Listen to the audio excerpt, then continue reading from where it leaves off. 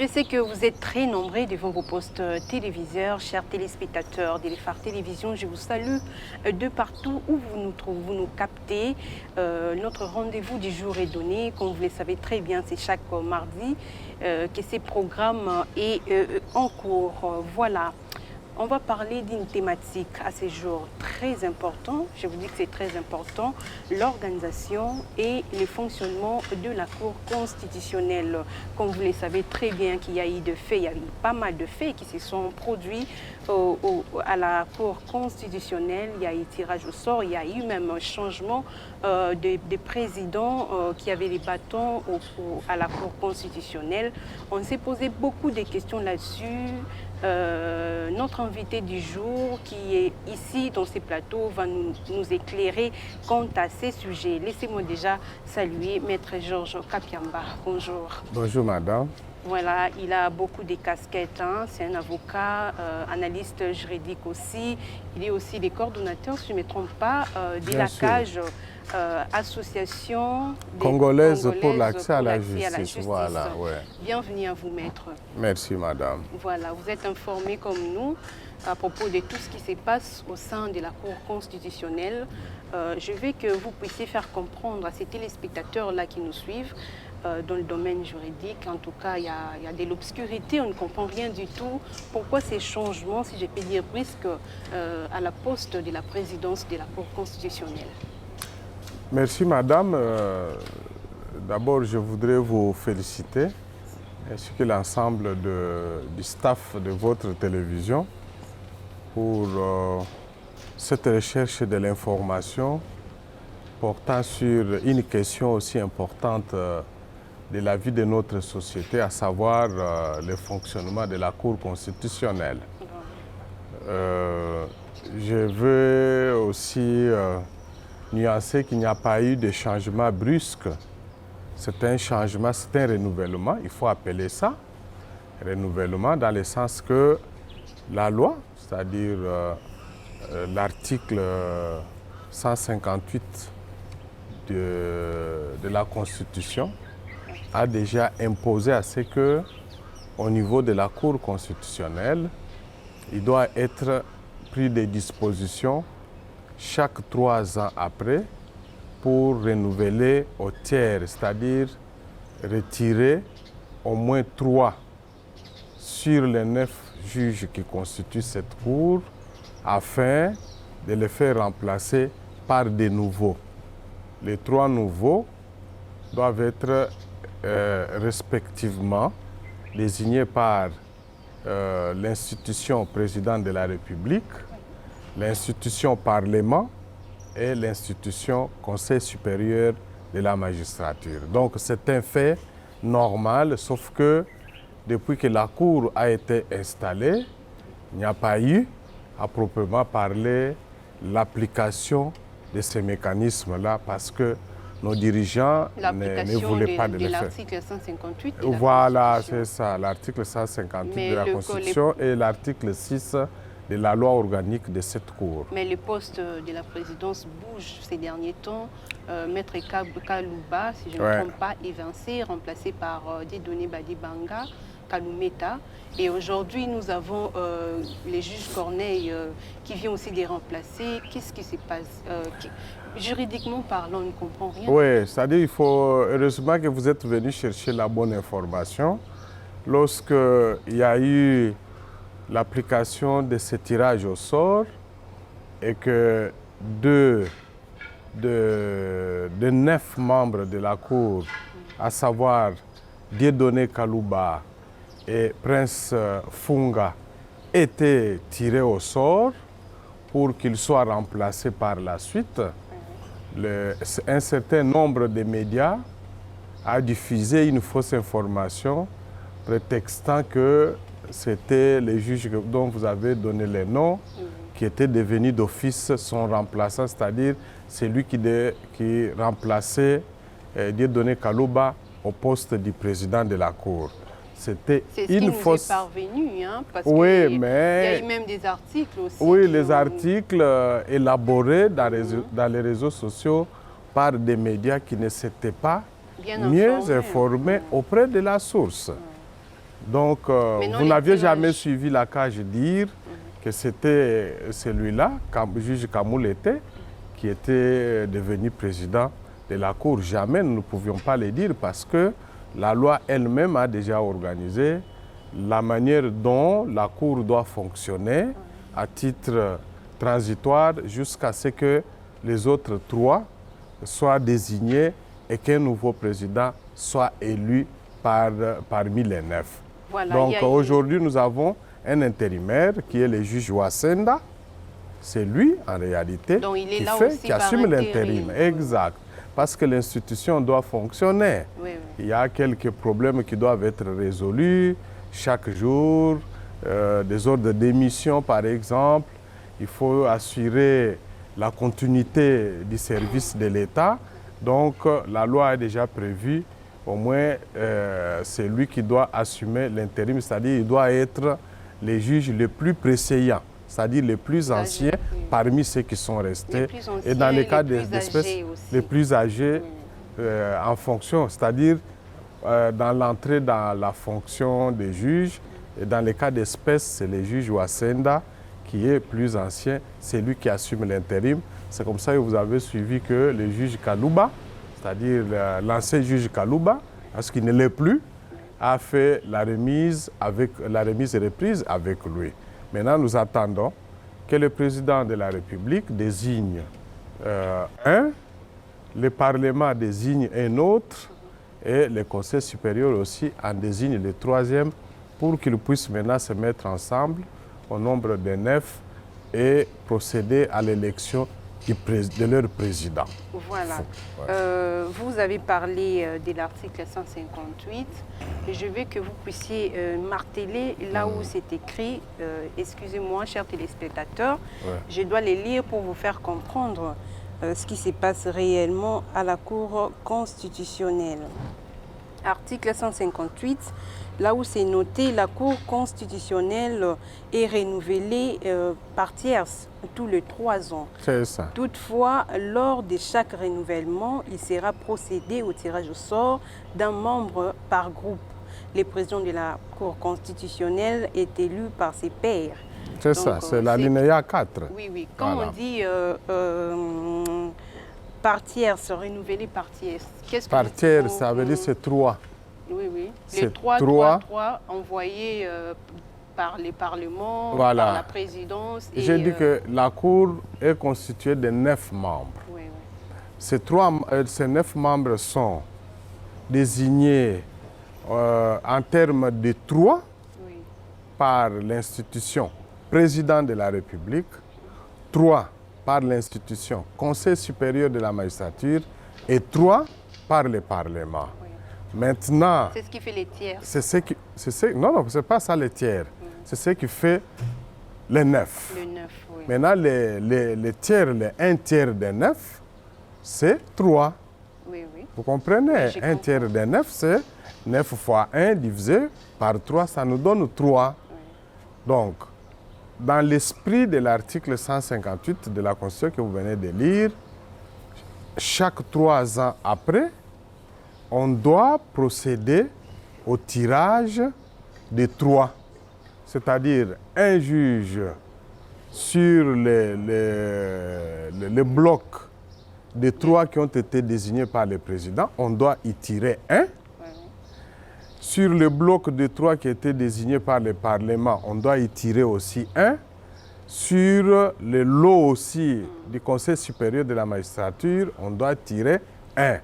Donc les 3 là constituent les 1 tiers des 9. Et puis les 3 là vont passer au tirage Ils au doivent sort. partir. Quand on tire, ça veut dire qu'on met dans une urne, on met les 3 noms des juges qui étaient nommés, donc les lots de 3 qui étaient désignés par le président de la République, qui sont dans les 9. On les isole d'abord les 3 là, on met dans l'urne, on dit on va tirer 1 parmi les 3. Oui, oui. On met les papiers avec les noms de Comme chacun. ça se passe avec nos amis. Avec les joueurs tirages football. de football, voilà, on tire un seul papier et puis on regarde les noms, quel est le nom de celui qui est sur ce papier. Dès qu'on a les noms, ça veut dire que vous êtes tiré, c'est-à-dire vous sortez. on vous sort automatiquement. Donc, Et ça aussi. à partir de ce moment-là, vous cessez d'être juge de la Cour constitutionnelle. C'est la volonté de la Constitution. Voilà, c'est ça aussi la procédure pour Bien devenir sûr. président de la Cour constitutionnelle. Alors, pour devenir président de la Cour constitutionnelle, il faut d'abord que tous les 9 juges soient nommés. Soient là, désignés. Maintenant, tous les 9, parmi eux, ils vont élire un seul. Ils vont organiser une élection, mais c'est une élection qui se tient à huis clos. C'est-à-dire personne, les médias, ni personne extérieure, seulement les juges eux-mêmes. Okay. Ils s'organisent, c'est sûrement avec l'accompagnement ou l'appui du greffier, qui doit les aider peut-être pour les aspects logistiques. Et ils vont procéder à l'élection. Ils peuvent élire leur président soit par les bulletins, par un vote, bulletin secret. Ils peuvent l'élire, ça dépend d'eux, ils peuvent l'élire par exemple à l'unanimité. Il peut arriver que lorsqu'on demande aux uns et aux autres de postuler, et qu'on se retrouve qu'en face d'un seul candidat. À ce moment-là, il peut être élu par acclamation parce qu'il ne sera pas nécessaire qu'on puisse organiser un vote avec un seul candidat pour ne pas perdre le temps. D'accord. Le poste qui vient de récupérer le juge Corneille dernièrement, il n'est pas passé par les tirages au sort, si je me trompe. Non, celui qui fait l'intérim ne passe pas. Ça, c'est déjà prévu par la loi. Pourquoi faire l'intérim? Pourquoi ne pas seulement passer au tirage au sort? Mais on fait... on fait l'intérim. Pourquoi? Parce que lorsque les deux, les juges Funga, Dieudonné Kalouba, sont tirés au sort, vous comprenez déjà que sur 9, quand vous enlevez 2, il reste 7. Il faut vous rappeler aussi qu'il y a eu déjà un autre juge qui était décédé, le juge Mongol, paix à son âme. Donc depuis qu'il est décédé, c'était déjà un vide. C'est un vide qui s'est créé. Donc quand vous faites... Il faut aussi rappeler que Dieudonné Kalouba était là par intérim. Hein? Non, pas par intérim. Il était entré pour terminer le mandat de l'ancien président Luamba qui avait démissionné. Mais il a vu, son bureau a fustigé du fait qu'il n'a pas achevé. Non, son bureau ne s'est jamais exprimé. Ça aussi, je crois que vous êtes une télévision sérieuse. Vous ne pouvez vous diffuser que les informations vérifiables que vous avez vérifiées. Je vous dis, moi et mes collaborateurs, nous avons vérifié ces informations auprès des membres de son cabinet. Il nous a été dit que le bureau ne s'était jamais exprimé. Ce que certains journalistes ont diffusé, prétextant que ça venait du bureau, c'était leurs propres opinions. Okay. Il faut que les journalistes apprennent aussi à dire la vérité. Oui. Lorsque vous voulez exprimer votre propre opinion, dites que ça vient de vous. Il ne faut pas les mettre sur les comptes d'autres personnes. Donc, ce n'est pas une bonne chose. C'est en violation aussi de la déontologie. Il avait déjà achevé son mandat. Non, c'est-à-dire même lorsque vous venez pour achever le mandat et qu'entre-temps, pendant que vous avez commencé et que l'échéance du tirage au sort arrive, vous devez savoir que vous serez aussi soumis au tirage au sort. Que tu n'achèves pas les mandats. Ce n'est pas ça le problème de la loi. Mais la Constitution donne 3 ans, non? Non, 3 ans. En fait, la Constitution, les juges à la Cour constitutionnelle est élu en principe pour un mandat de 9 ans. Non renouvelable. Non renouvelable. Mais les 3 ans, c'est renouvelable. Mais maintenant, dans les soucis d'assurer l'indépendance à ces juges et d'éviter qu'ils puissent se familiariser avec les uns et les autres, c'est-à-dire le monde extérieur, qu'ils perdent leur indépendance à l'exercice ou dans l'exercice de leurs fonctions, la Constitution et la loi organique ont voulu que chaque 3 ans après, on procède au tirage au sort. Alors, vous comprenez que si vous êtes élu, installé, comme ça a été le cas avec les autres, 3 ans après, on tire au sort, on tire au tiers, 3. Au moins 6 vont continuer. Parce que ce sont les 3 qui seraient tirés au sort qui vont partir pour être remplacés. Au deuxième tirage au sort, c'est à ce moment-là que les choses vont se gâter. Mais ça se fait parce que ceux qui les tirages au sort? En principe, ça doit se faire 3 ans après. Chaque 3 ans après. Oui.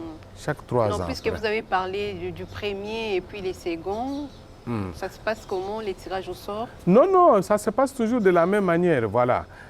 Comme les autres ont commencé, et ils étaient installés au nombre de 9, en principe, ils devaient être tirés au sort 3 ans après. Oui. Selon notre décompte à nous.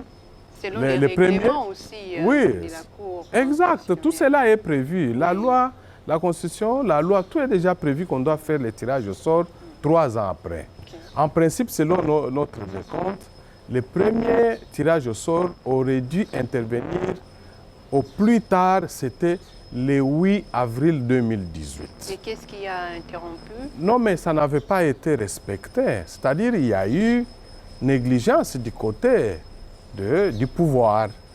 C'est-à-dire qu'il avait fallu que le président... À l'époque, oui. C'est ça. Parce que si l'instruction avait été donnée comme ça venait de se faire au greffier en chef pour dire attention avant les 8, prenez déjà les dispositions pour procéder au tirage au sort, les gens auraient trouvé normal ce qui venait d'arriver. Ça n'allait pas surprendre qui que ce soit. C'est comme si on nous a brisqués avec oui, bon, mais nous qui connaissons, ces lois, ces textes, nous ne sommes pas surpris parce que nous savons que c'est déjà prévu par la Constitution et la loi organique. D'accord, il y a eu un tirage au sort. Exact. Mais le Parlement n'a pas encore envoyé. Alors, il faudrait aussi que les gens s'habituent, sachent qu'en dehors de la Cour des comptes, nous avons d'autres institutions qui doivent connaître aussi les renouvellements. Oui. C'est notamment la Commission nationale des droits de l'homme. La loi prévoit... La CNDH. La CNDH. Elle doit être aussi renouvelée après 5 ans.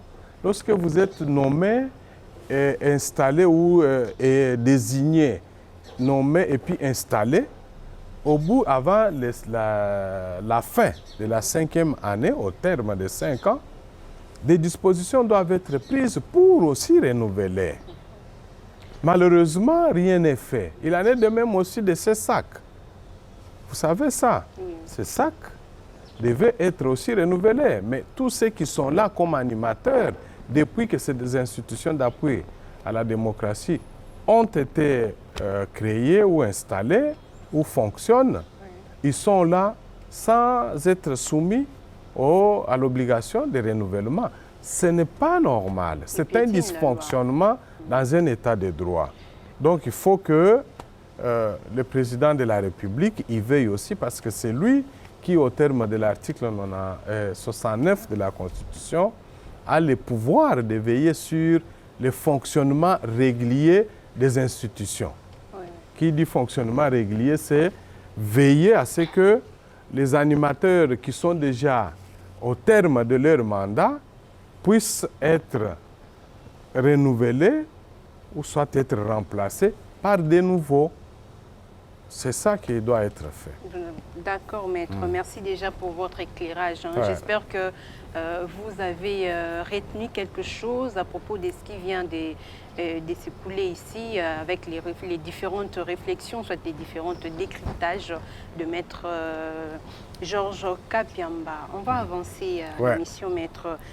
En principe, le lundi, l'Assemblée nationale allait, et la Chambre basse et la Chambre haute allaient se réunir en congrès, mais chose qui n'était pas faite, chose qui n'a pas été faite. Alors, qu'est-ce que vous pouvez dire? Est-ce que c'est négliger aussi la Constitution ou bien ils sont aussi dans leur droit? Non, je crois que c'est juste un report qui est dû à un malentendu entre les deux bureaux, parce que nous avons pris connaissance de la lettre et du communiqué de l'Assemblée nationale. Et nous avons compris qu'il y a eu incompréhension entre les deux bureaux. Comment ça, incompréhension? En fait, l'incompréhension, pourquoi? Parce que avant la lettre du bureau du président de l'Assemblée nationale, oui, suivie par le communiqué du rapporteur, nous avions tous pris connaissance dans les réseaux sociaux de la lettre du président du Sénat transmettant la résolution du Sénat par laquelle un sénateur était désigné comme devant être entériné par le Congrès pour remplacer. Par membre du Sénat. Du Sénat, voilà. Alors du côté de l'Assemblée nationale, apparemment, on n'a pas apprécié le fait que le président du Sénat et son bureau aient pris cette initiative alors que ça aurait dû se faire au sein du Congrès, conformément au règlement du Congrès.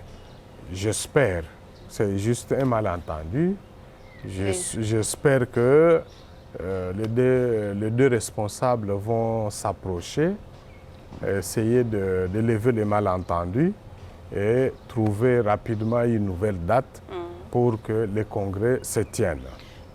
C'est reporté sine die, ça ne va pas emboîter, non, ça ne va pas freiner le fonctionnement de la Cour Non, constitutionnelle. non, quand on dit sine die, ça veut tout simplement dire qu'il n'y a pas de date précise. Mais pourquoi il n'y a pas de date On peut dire précise? sine die. On doit avancer quand même. Oui, mais ça arrive aussi, non? Ce sont des petits incidents de parcours, ça arrive. Est-ce que vous puissiez nous donner un peu votre analyse là-dessus? Est-ce que c'est normal selon la loi? Oui, ça peut arriver. Bien sûr, ça peut arriver. Okay. Il peut arriver que conformément à la loi, vous convoquez par exemple une assemblée générale. À l'issue de cette assemblée générale, vous constatez qu'il y a une question importante qui justifierait le report de la plénière ou de cette assemblée générale. Ça fait partie de la gestion administrative des dossiers de l'État ou des dossiers des institutions. Donc il ne faudrait pas qu'on s'affole. Je suis certain qu'au moment où nous tournons cette émission, les deux bureaux doivent être en train déjà de se parler pour essayer d'arrondir les angles et puis convenir sur la prochaine date pour la tenue du congrès à l'issue duquel nous connaîtrons tous les noms du juge qui va remplacer le feu juge mongol. Définitivement. Là, vraiment, il va remplacer. Il ne va pas être là par intérim. Il va vraiment non, il va entrer. Non, non, il va. Non, c'est comme je vous ai expliqué. On a remarqué, on a constaté qu'il y a trop d'intérim. Non. Au poste de la présidence de la Cour. Non, non, non, il n'y a pas trop. Il n'y a pas trop. C'est la presse qui avait... Kalouba était là par il ne faisait pas l'intérim. Non, par continuité, comme vous venez de le soulever ici en amont. Il est là, il ne jouait pas l'intérim, mais il était là par continuité. Et puis on est passé par les tirages au sort. Le juge Corneille est là par intérim.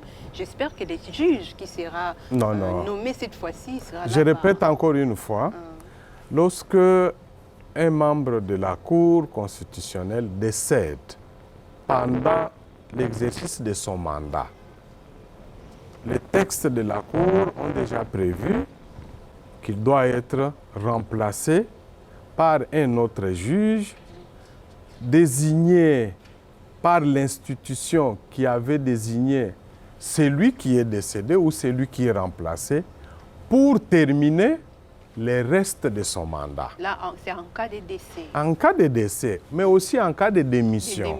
C'est ce que si je vous ai posé comme question. Voilà, quelqu'un, vous êtes désigné juge pour 9 ans, mais à la première année, après la première année, il arrive que quelqu'un soit démissionne ou décède, ou qu'il est dans une situation d'empêchement qui ne peut plus lui permettre d'exercer ses fonctions.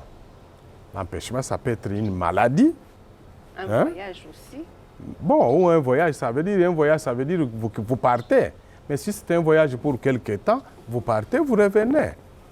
Mais quand je parle de l'empêchement, c'est vraiment un empêchement qui fait que, à cause d'une cause principalement de maladie, ou à cause d'un accident, qui est survenue, vous ne pouvez plus être capable d'exercer vos fonctions. À ce moment-là, on va le constater, on demande à l'institution de votre origine, l'institution que vous avez désignée, pour dire, vous devez désigner quelqu'un d'autre pour venir les remplacer parce qu'il ne peut plus exercer ses mandats. C'est lui qui va venir.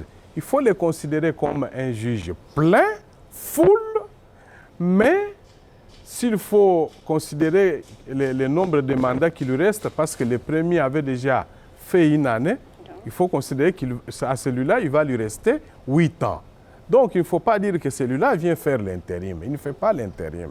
Il vient continuer les mandats pour l'achever. Mais si, entre-temps, que lui vient les remplacer, quelque temps après, une échéance de tirage au sort arrive et qu'on procède au tirage au sort, qu'il est tiré au sort, il part. Il part parce que cette fois-là, son institution désignera un autre juge pour seulement renouveler. Voilà, maître. En parlant des tirages au sort, on a constaté les derniers tirages qui viennent de se produire, au lieu de tirer au sort 3 places, ça veut dire 3 juges. 3 juges, oui. Il y a eu 2 juges seulement.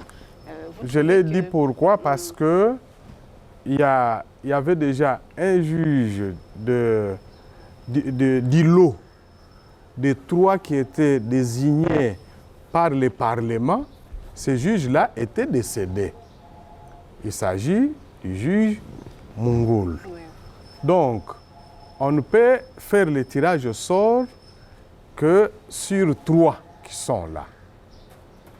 Il faudrait maintenant que le Parlement désigne celui qui va remplacer Feu Mungoul pour qu'au prochain tirage au sort, cette fois-là, qu'on puisse aussi le faire. Donc, le prochain tirage au sort, on aura 3 juges. On aura, à chaque tirage au sort, on devra toujours tirer, sortir 3. Mais ces derniers par ont fait lot. l'exception parce qu'il y a Non, des on a décès. fait 2 parce qu'il y avait un autre lot, il n'y avait que 2 qui étaient restés. Oui, oui. Quand il y a 2 qui restent à ce moment-là, on ne tire pas au sort sur un lot où il ne reste que 2 juges. On ne peut effectuer le tirage au sort que sur le lot de 3. C'est-à-dire on va mettre 3 bouts de papier avec 3 noms. Okay. Sur les 3 noms, on tire un. Mais si ce n'est pas 3, on ne tire pas au sort. À ce moment-là, on est dans une autre hypothèse qui peut justifier tout simplement les remplacements. Voilà, chers téléspectateurs, je crois que vous avez mis déjà une puce à l'oreille concernant les différentes réponses de Maître Georges Kapiamba. On parle bien sûr de l'organisation et fonctionnement de la Cour constitutionnelle. Maître, on va avancer, on reste toujours dans notre thématique. On va aborder les fonctionnements de la Cour constitutionnelle. Vous pouvez nous dire quelle procédure qu'il faut pour devenir juge au sein de la Cour constitutionnelle? Alors pour devenir juge à la Cour constitutionnelle, la loi organique, à son article 3, pose déjà des conditions. Allez-y, on écoute. L'article 3 dit que nul ne peut être nommé membre de la Cour. La première condition à remplir, c'est qu'il faut être congolais. Et la deuxième condition, il faut justifier d'une expérience éprouvée de 15 ans dans les domaines juridiques ou politiques. Donc, 2 questions fondamentales. Il faut être congolais. On n'a pas précisé de père et de mère. Non, la loi parle seulement de congolais. Donc, soit de père, soit de la soit, mère. Voilà, donc, bref, tu es congolais. Exact, tu es congolais. Okay. Et lorsque vous êtes congolais, vous devez aussi justifier d'une expérience éprouvée de plus ou moins 15 ans dans les secteurs juridiques ou politiques. Seulement pour devenir juge de la Cour Tout à fait. Donc, quand vous avez réuni ces conditions, lorsque vous postulez auprès de l'une des institutions qui ont à charge les pouvoirs de désignation, à ce moment-là, on peut vous désigner et lors de votre nomination, on va aussi vous nommer. En tout cas, ce n'est Voilà. pas une mince affaire. Hein. Non, Et pour cela, on observe ce qu'il y a sont que des de hautes, vieux. sont des hautes fonctions qui ne peuvent être exercées que par des personnes, principalement qui justifient d'une expérience éprouvée. Sinon, ils vont devenir juges, mais ils ne sauront pas assumer leurs charges en conformité avec les exigences, notamment techniques, morales, mais aussi les exigences déontologiques. Donc, quelles sont les étapes alors? Avocat, magistrat et puis juge, puisque vous avez parlé des 15 ans ici, vous pouvez quitter... Non, c'est-à-dire, ça veut dire que vous pouvez être soit avocat, vous voulez postuler, mais il faut vous assurer que... De n'importe quel barreau. Oui, de n'importe l'avocat. Vous êtes l'avocat congolais. Ce n'est pas réservé à un quelconque barreau. Avocat, tout simplement. D'accord. Vous êtes avocat congolais, vous pouvez postuler. Mais il faut vous assurer que vous avez déjà une expérience au moins de 15 ans d'exercice professionnel dans le secteur juridique, dans le domaine juridique.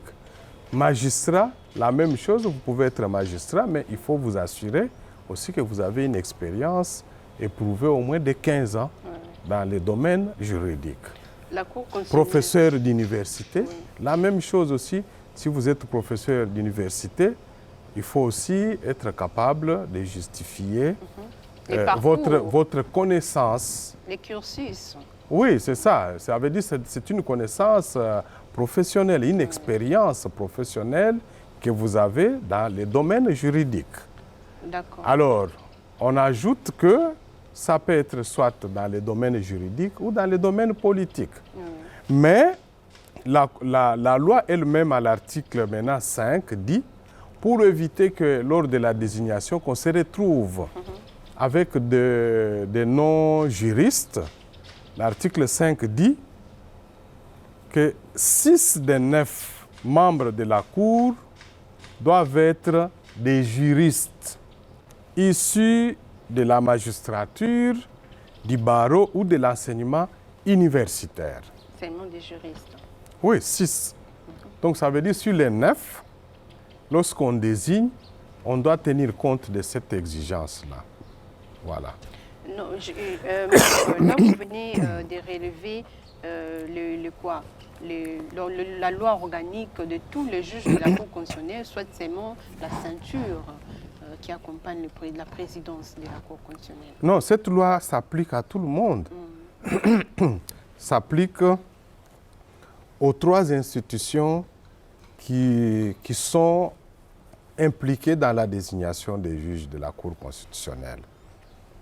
La présidence de la République, c'est-à-dire le président de la République, le Parlement et le Conseil supérieur de la magistrature.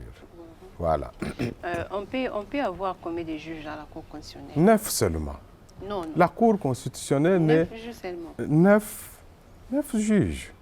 Mais la loi a prévu qu'en dehors de 9 juges, il est possible qu'on leur ajoute des juges référendaires qui sont des assistants des juges.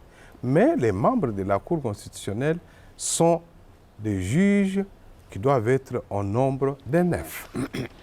Merci beaucoup, maître. J'espère que... Mais il faut ajouter qu'à côté de la Cour, il y a aussi un parquet général qui, lui, est animé par un procureur général qui peut avoir en son sein beaucoup d'autres magistrats qu'on appelle des avocats généraux, voilà, près de la Cour constitutionnelle. La Cour constitutionnelle traite-t-elle seulement les dossiers du président et de Non. la primature? Non, la compétence, elle est prévue aussi par déjà la Constitution et la loi organique. Il faut retenir que la Cour est compétente, premièrement, pour connaître ce qu'on appelle l'examen de la constitutionnalité des lois ou de tout acte qui a rang de loi. C'est comme ça que vous suivez lorsque notre Parlement adopte des lois. Avant que le président de la République ne les promulgue, quand on envoie ça chez le président de la République, le président les envoie d'abord à la Cour constitutionnelle. C'est conformément à la Constitution et à la loi organique. Pourquoi? Parce que À la compétence aussi. c'est de sa compétence de vérifier l'ensemble de la loi pour s'assurer que cette loi est conforme à notre Constitution, en analysant article par article. D'accord. Maintenant qu'il Et y a... puis, il y a une autre compétence qu'il faut ajouter, c'est la compétence en matière en matière pénale. Vous savez que la Cour pénale, qu'est-ce que j'ai dit, la Cour constitutionnelle, c'est elle, les juges du président de la République et du Premier ministre. Donc, les deux là, lorsque il y a des faits à caractère pénal constatés dans leur chef, ils ne peuvent être jugés après l'accomplissement de la procédure qui est prévue par la Constitution et les lois que par la Cour constitutionnelle. Donc, elle est aussi la juge de ces deux autorités, plus hautes autorités de notre pays. Il faut aussi rappeler que la Cour constitutionnelle, elle a la compétence en matière électorale. Vous savez que c'est elle qui examine les contentieux relatifs à l'élection du président de la République. n'a pas relevé cela. Non, non, c'est prévu. C'est prévu. Ce que je vous dis là, c'est prévu par la Constitution. Elle ne peut pas assumer une compétence qui n'est pas prévue par la loi ou la Constitution ou les lois de la République. Donc la compétence d'examiner et traiter les contentieux, les réclamations relatives à l'élection du président de la République, c'est de la compétence de la Cour constitutionnelle. Il en est de même aussi pour les députés, c'est-à-dire les élections législatives nationales. Vraiment, vous venez là de nous informer, hein, maître. Ouais. Une question qui m'avait échappé, je crois que je peux le récupérer à la fin. Maintenant que le juge Corneille est provisoirement à ces postes-là de la présidence, vous trouvez que le fonctionnement de la Cour constitutionnelle sera... Il est intérimaire. Il est intérimaire. Est-ce qu'il peut aussi signer des documents, Oui, recevoir des dossiers? Bien, non, mais il peut signer. Bien même qu'il est provisoirement à ces postes-là. Oui, mais il assume l'intérim si... Il peut traiter aussi. Bien sûr, il va traiter les dossiers, mais je vous informe aussi que la loi elle-même a prévu les quorums.